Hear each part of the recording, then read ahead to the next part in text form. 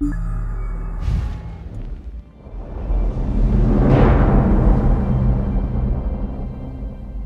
name is Nick Conkle, and I'm lead gameplay designer for the Elder Scrolls Online. Elder Scrolls games have always had very open-ended progression systems, and this one's no different. There's a huge number of choices, and you can choose to focus on one or spread yourself amongst all of them. And of course, if you spend enough time, you can eventually master them all. So let's start with the very basics.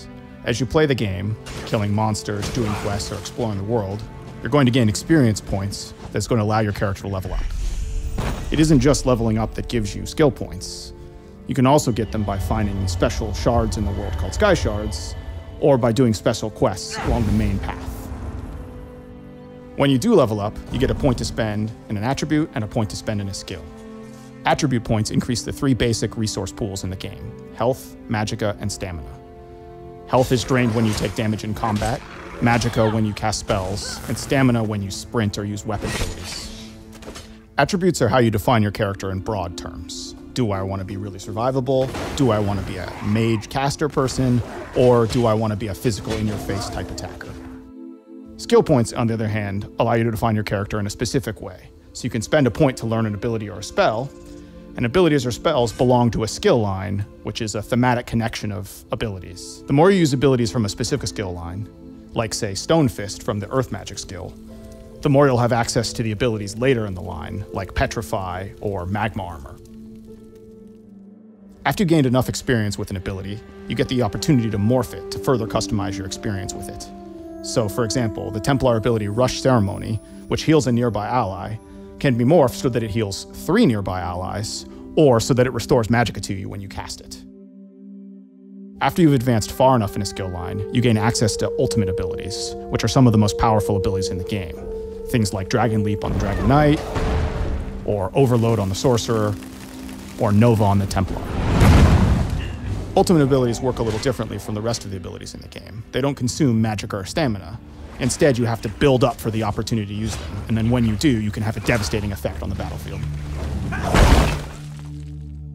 So we've been talking a lot about spells that you can use in combat, which we call active abilities. But you can also spend your skill points on passive abilities.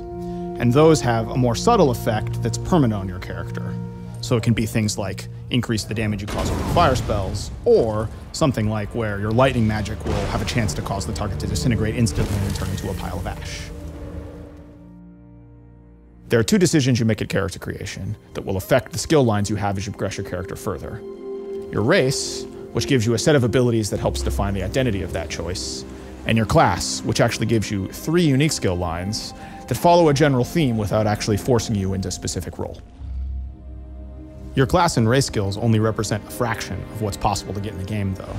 There's a whole set of general skills that are available to anyone who plays the game. A good example of this is the weapon and armor skills, which every character starts the game with, and anyone can take the time to learn and master. So no matter what class or race I picked, if I pick up a sword and shield, I can start getting stronger with that weapon. Or, alternatively, if I want to wear light armor and use a staff, I can become a good mage. You can also find entirely new skill lines for your character by playing the game and exploring the world.